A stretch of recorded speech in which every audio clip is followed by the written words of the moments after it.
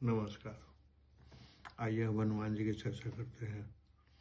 आज का मनुष्य एक दृष्टि से बहुत समृद्ध है, क्योंकि उसने अपने जीवन को असंख्य वैज्ञानिक उपलब्धियों से संवार लिया है, किंतु चारित्रिक और परमार्थिक दृष्टि से वह अति निम्न स्तर की ओर खिसकता चला जा रहा है।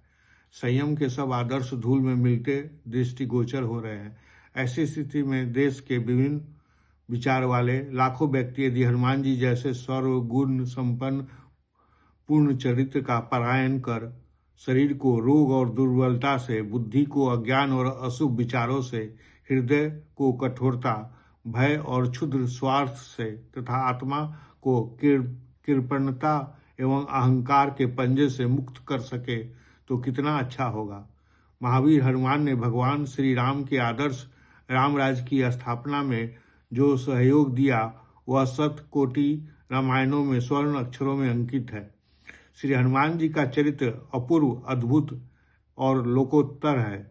श्री राम ने उन्हें पुरुषोत्तम की पदवी से विभूषित किया है। वाल्मीकि रामायण 6:1-7। ब्रह्मचारी के लिए स्त्रियों की ओर देखना भी निषेध है। श्री हनुमान जी लंका में जानकी जी की खोज करने के लिए गए थे। उन्होंने अत्यंत छोटा रूप धारण कर लिया था। इसके लिए उन्हें रात्रि के समय रावण के रनिवास की अनेक सुंदर स्त्रियों को ध्यानपूर्वक देखना पड़ा। रावण के उस निवास में हर कर लाई हुई सहस्त्रों राजकन्याएं थीं। अनेक सुंदरियां मद्यपान एवं जागरण के कारण गाढ़ी निद्रा में थी, जिनके वस्त्र अस्त व्यस्त थे। यह एक तरह का धर्म संकट था। आत्म पर्यवेक्षण के द्वारा इस दुविधा को जिस सुंदर रीति से दूर करते हैं वह सभी ब्रह्मचर्य व्रतधारियों के लिए बोधप्रद है। किसी भी क्रिया की अपेक्षा उसके मूल में रहने वाला उद्देश्य अधिक महत्वपूर्ण होता है। हनुमान जी का उद्देश्य केवल मां जानकी की खोज रूप प्रभु कार्य करने को था, स्त्रियों की ओर देखना नहीं। पूर्ण ब्रह्मचर्य का पालन राम नाम या भगवत भक्ति द्वारा ही संभव है। जावालो दर्शन उपनिषद में 1:14 में ब्रह्म भावे मनश्चारम ब्रह्मचर्य परम तप, ब्रह्म भाव में मन का विचरण करना ब्रह्मचर्य है। श्री हनुमान जी में ये सद्गुण विद्यमान रहते हैं: तेज, धृति, यश, चतुरता, शक्ति, विनय, नीति, पुरुषार्थ, पराक्रम और उत्तम बुद्धि।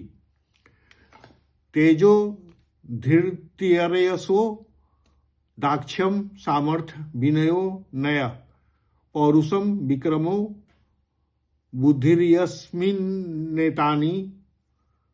नित्यदा। वाल्मीकि रामायण 6:128-82। शौर्य, दाक्ष्यम, बलम, धैर्य, प्राज्ञता, नय साधनम, विक्रमश्च प्रभावश्च हनुमति कृतालया। वाल्मीकि रामायण 7:35-3। शूरता, दक्षता, बल, धैर्य, बुद्धिमता, नीति, पराक्रम और प्रभाव, इन सभी सद्गुणों का श्री हनुमान जी में पूर्ण समावेश है।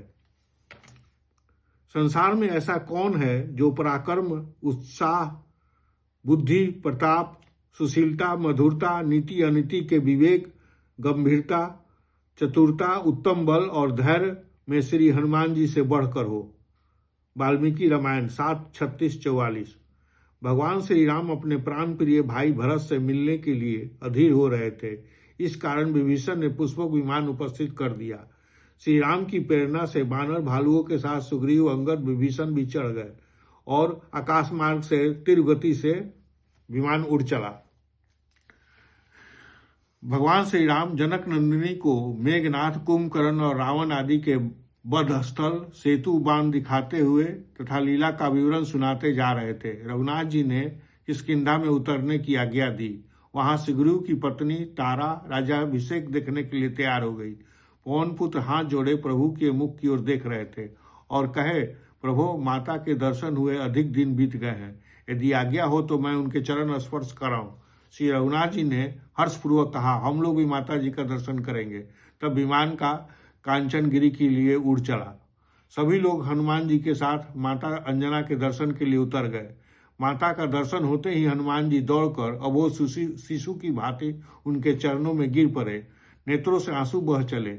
वे सजल नेत्रों से हनुमान जी के सिर पर अपना हाथ फेरने लगी। हनुमान जी ने बारी बारी से सबका परिचय कराया। अंजना ने सुख सौभाग्य का क्या करना, स्वयं प्रभु चलकर उनके द्वार पर पधारे। देवी अंजना भगवान राम के चरणों में गिरने ही जा रही थी कि श्री रघुनाथ जी ने अपना पिता का नाम लेते हुए उनके चरणों को स्पर्श किए। भगवती सीता और लक्ष्मण जी ने उन्हें प्रणाम किया। माता अंजना ने कहा, मैं केवल हनुमान का ही नहीं, इन प्रभु श्री राम की, बेटी सीता की, लखनलाल की, बानर भालुओं की माता हूं। फिर उन्होंने हनुमान जी से कहा, बेटा, कहते हैं पुत्र माता से उरीन नहीं होता, किंतु तू मुझसे उरीन हो गया। तूने अपना जीवन और जन्म तो सफल कर ही लिया। तेरे कारण मेरे भाग पर बड़े से बड़े सुर मुनि पुंगुओं को भी ईर्ष्या हो सकती है। हनुमान जी ने माता अंजना के चरण दबाते हुए कहा, मैं इन करुणामूर्ति माता सीता को दशानन हर ले गया था। मैं करुणा निधान किया गया एवं इनकी कृपा शक्ति से समुद्र पार कर लंका में माता जी का पता लगाया। फिर प्रभु ने समुद्र पर पुल बंधवाया और लंका में राक्षसों के साथ भयानक संग्राम किया। मेघनाथ, कुंभकर्ण, रावण जैसे प्रख्यात दुर्जय वीरों का प्रभु ने वध किया और विभीषण को लंका का राजा बनाया। हनुमान जी के वचन सुनते ही माता अंजना ने कुपित होकर उन्हें अपने गोद से ढकेल दिया। उनके नेत्र लाल हो गए। तूने व्यर्थ ही मेरे कोख में जन्म लिया, मैंने तुझे व्यर्थ ही अपना दूध पिलाया। परम प्रभु रघुनाथ जी के साथ समस्त मानव परिवार एवं स्वयं पवन नंदन चकित थे कि अभी अभी माता जी को क्या हो गया, ये सहसा क्रुद्ध क्यों हो गई। हनुमान जी चुपचाप हाथ जोड़े माता की ओर देख रहे थे और अंजना देवी डांटती हुई कह रही थी, तुझे और तेरे बल तथा पराक्रम को धिक्कार है। क्या तुझमें इतनी शक्ति नहीं थी कि तू लंका में प्रवेश करने पर त्रिकुट पर्वत को उखाड़ कर समूची लंका को समुद्र में डुबो देता? तू दुष्ट दशानन को, उसके सैनिक को सहित नहीं मार सकता था? यदि तू उन्हें मारने में समर्थ नहीं था तो उनसे युद्ध करता हुआ स्वयं मर जाता, किंतु तेरे जीवित रहते परम प्रभु को सेतु बंधन एवं राक्षसों से युद्ध करना पड़ा। तुझे मेरा दूध पिलाना व्यर्थ हुआ। तूने मेरे दूध को लज्जित कर दिया। धिक्कार है तुझे। अब तू मुझे अपना मुंह मत दिखाना। माता अंजना क्रोध से कांप रही थी। हाथ जोड़े हनुमान जी ने कहा, यद्यपि मैं स्वतंत्र होता तो लंका क्या संपूर्ण ब्रह्मांड को क्षणार्थ में पीस कर रख देता, पर जामवन जी ने मुझे ये सब करने को मना किया था। केवल सीता माता का पता लगाना था। अगर मैं आज्ञा का उल्लंघन करता तो मेरे स्वामी की परम पवित्र लीला एवं कीर्ति में व्यवधान पड़ता। श्री रघुनाथ जी ने जामवन जी के वचन का अनुमोदन किया। तब माता अंजनी का क्रोध शांत हुआ। उन्होंने शांत होकर कहा, अरे बेटा, यह सब मैं नहीं जानती थी। माता अंजना ने प्रभु से कहा, आपने दर्शन देकर मुझे तो सर्वस्व दे दिया, फिर भी मेरी एक प्रार्थना है कि आप मेरे हनुमान को अपना बनाकर इसे सदा अपने चरणों की छत्र छाया में रखिएगा। हनुमान जी चलते समय माता के चरणों पर सिर रखा तो उन्हें आशीर्वाद देते हुए कहा, बेटा, तू सदा निष्कपट भाव से अत्यंत श्रद्धापूर्वक परम प्रभु श्री राम एवं जगत जननी जानकी की सेवा करते रहना। वैसे तो संपूर्ण संसार पंच तत्व के वश में है, किंतु राम कार्य अथवा राष्ट्र कार्य के लिए सर्वस्व समर्पण की दृढ़ भावना रखने वाला साधक इन पंच तत्वों को अपने वश में कर लेता है। वायु, आकाश, पृथ्वी, अग्नि तथा जल, इन सभी ने हनुमान जी को समयोचित योगदान दिया। वाल्मीकि रामायण में आकाशचारी जीव उनकी प्रशंसा करते हुए कहते हैं, यस